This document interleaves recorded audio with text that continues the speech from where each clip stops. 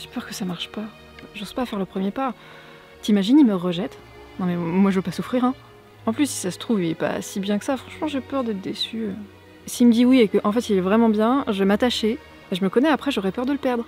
Je vais vouloir à tout prix lui plaire, je vais m'oublier.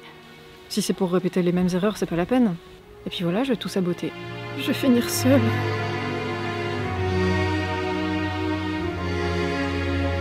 Si tes peurs prennent trop de place et t'empêchent de t'épanouir seule ou à deux, cette vidéo est pour toi.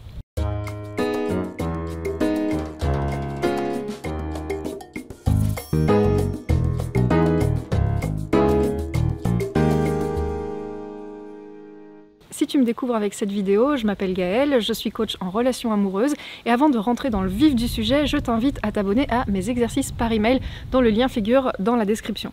Grâce à ces exercices, tu vas pouvoir prendre du recul sur ta situation amoureuse actuelle pour pouvoir l'amener à la situation amoureuse que tu veux vraiment vivre et tu recevras aussi du contenu supplémentaire en plus de ces vidéos exclusives. Donc pense à t'y abonner à travers le lien dans la description en plus de t'abonner à cette chaîne. Comment arrêter d'avoir peur? C'est la question qu'on m'a le plus posée quand j'ai demandé à mes abonnés sur Instagram quel sujet elles voulaient que je traite en vidéo. Je vais donc te donner ici 4 conseils concrets pour que tu puisses arrêter d'avoir peur et devenir plus confiante et plus sereine.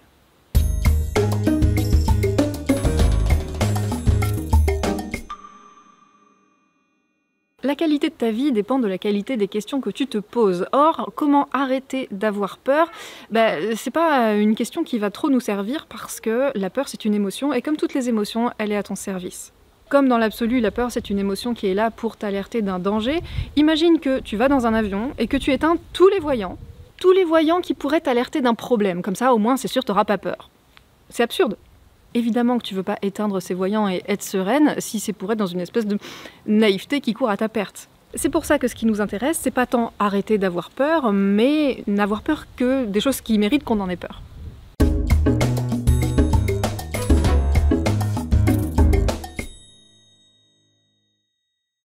Donc ce qu'il faut, c'est distinguer un danger réel d'un danger perçu. Parce que sur le moment, pour le cerveau, c'est la même chose. Et justement, j'ai eu un excellent exemple en coaching dernièrement avec une des tourterelles que j'accompagne en terrasse dans le coaching Destination Tourtereau. Elle avait peur que ça ne marche pas avec la prochaine personne qu'elle allait rencontrer. Cette espèce de désillusion prévue, de déception, la bloquait énormément et donc je lui ai posé cette question. Qu'est-ce qu'il y a de si terrible dans l'éventualité que ça marche pas? Elle a réfléchi 3 secondes, elle a bugué, ensuite 20 secondes et après le problème était réglé parce que ah bah non, en fait, finalement, c'est pas si pire que ça, non, il n'y a rien de réellement si terrible dans l'éventualité que ça ne marche pas. Et oui, c'est vrai que ça pourrait être une sorte de réponse purement rationnelle en disant je sais que en vrai, c'est pas si terrible si ça marche pas, mais bon. Mais là, j'ai vu, j'ai vu dans ses yeux qu'il y a un switch qui s'était passé. Elle s'était fait une espèce de montagne de ce truc-là, elle s'était complètement monté la tête avec l'éventualité que ça ne marche pas. C'était un danger perçu, mais on voit bien que ce qui compte, c'est la perception qu'on a de l'éventualité que ça ne marche pas. Et là, en fait, avec cette question, j'ai vraiment vu sa perception switcher entre c'est terrible et c'est la fin du monde et ok, si ça marche pas, ça aurait été une rencontre, un essai qui m'aura permis d'apprendre quelque chose sur moi et puis ce sera une étape de plus, une étape intermédiaire vers la relation que j'ai vraiment envie de vivre et avec laquelle, pour le coup, ça marchera. Si, par exemple, tu as peur de l'abandon, un grand classique, en quoi c'est un danger? Qu'est-ce qu'il y a de si terrible dans le fait d'être abandonné? Quand tu regardes d'un petit peu plus près, oui, ton système nerveux, il n'a pas envie que quelqu'un le quitte. Mais en réalité, en quoi c'est un danger? Je veux dire, qu'est-ce que tu risques si quelqu'un te quitte réellement? Oui, je sais, tu risques d'avoir mal, tu risques de souffrir, d'accord, admettons, mais en quoi, là aussi, c'est un danger? En quoi c'est un problème? Comme si tu pouvais jamais t'en remettre. Je sais qu'il y a le cœur et la raison et que c'est pas aussi simple à ressentir que ça l'est à dire, d'accord. Mais ce n'est pas un prétexte pour invalider le recadrage de perception du danger pour autant.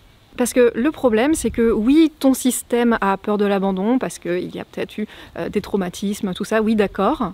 Mais ce truc-là a pris toute la place, et la raison s'en est mêlée, et puis c'est une espèce de boule de neige infernale.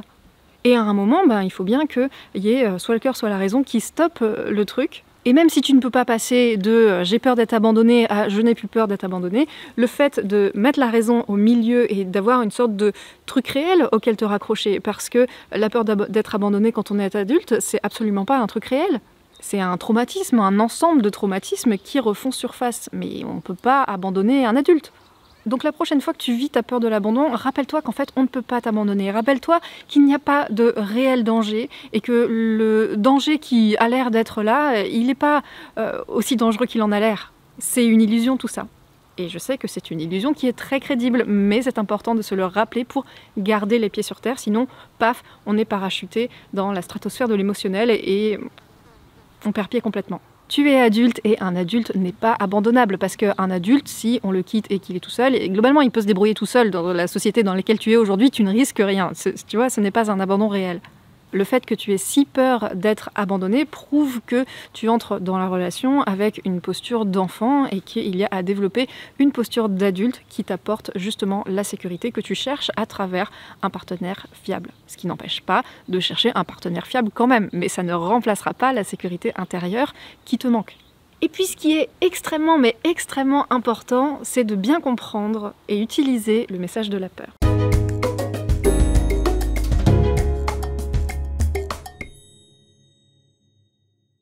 Contrairement à ce que tu penses, ta peur ne te dit pas « attention, voilà ce qui va arriver ».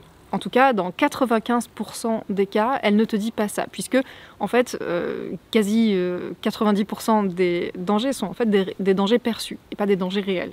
Le message de ta peur n'est donc pas « voilà ce qui va arriver », mais « voilà ce qui pourrait arriver si tu ne fais pas attention ». Ça change tout.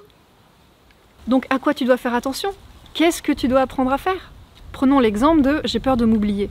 Eh bien, t'oublier, par quoi est-ce que ça commence dans une relation? Quand est-ce que tu commences à t'oublier? Et si tu fais attention dès le début, si tu t'apprends à t'observer et que tu t'engages justement à rester en contact avec toi-même et à ne plus t'oublier, puisque tu as d'autant plus peur que l'autre te quitte que toi tu te quittes toi-même, et que du coup il n'y a personne dans cette baraque. Par exemple, recense les fois où tu t'es oublié et réfléchis à ce que tu ferais de différent aujourd'hui si cette situation se rejouait. Donc là, on veut faire attention à justement ne pas s'oublier et ça va passer par exemple, poser ses limites.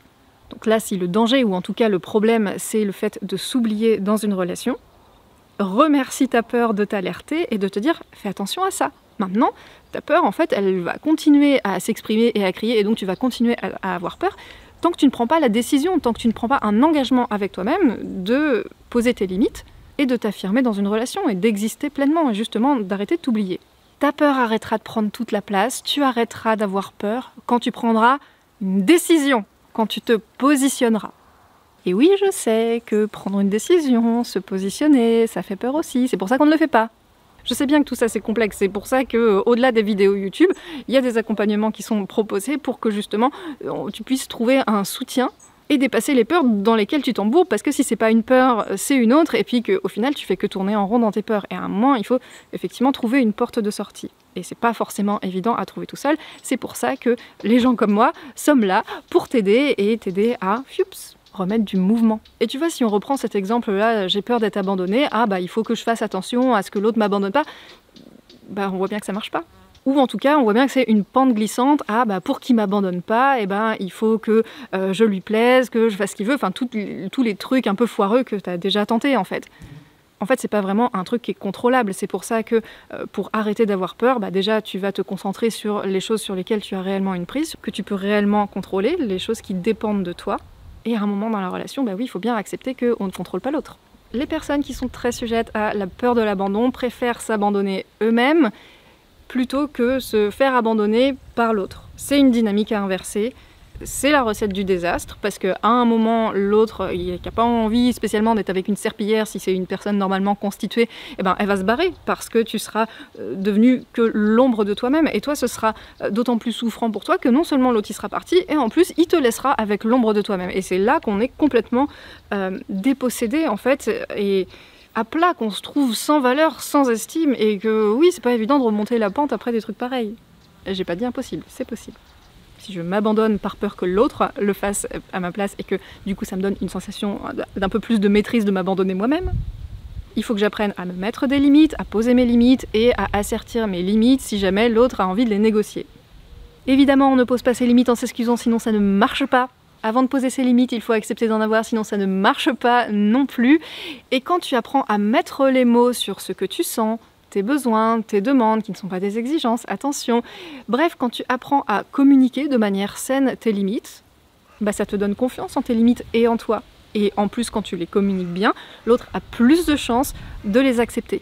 Et quand tu sais bien communiquer tes limites, c'est génial parce que tu sais que si la limite ne passe pas, soit c'est que bon, elle était mal communiquée et que c'est une compétence à augmenter, soit c'est que bah, en fait, on est peut-être face à un impondérable, alors on laisse un petit peu de temps, que l'autre il se prenne un peu ta limite dans la tronche, parce qu'en fait personne n'aime qu'on lui mette des limites, mais ça fait pas de nous des gens toxiques pour autant, c'est juste faut un petit temps de réaction. Mais si vraiment ça passe pas du tout, bah, c'est peut-être le signe qu'il y a une incompatibilité quelque part.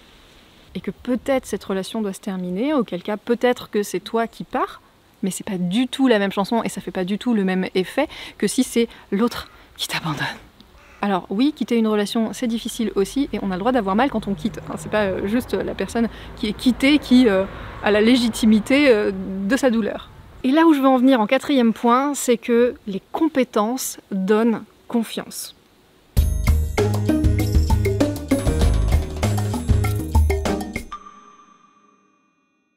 Et que plus tu seras compétente, plus tu auras confiance. Et ça te donnera envie d'augmenter tes compétences. Et là, tu seras dans un cercle vertueux. Et là, tes peurs, ce sera plus du tout les mêmes. On a peur des choses négatives, 1, qu'on imagine, 2, qu'on imagine ne pas savoir gérer. Donc apprends à gérer ce qui te fait peur. Si ce qui te fait peur arrive, qu'est-ce que tu fais d'intelligent ? Et qu'est-ce que tu penses d'intelligent ? Parce que les pensées génèrent des émotions, et donc souvent, ce que je me raconte, les histoires que je me crée, en rajoutent une couche, ou justement en enlèvent. Alors oui, tout ça c'est de la théorie, et c'est pas facile de remanier les choses par soi-même, de prendre confiance par soi-même, quand on est empêtré dans ses peurs et quand on a la tête dans le guidon.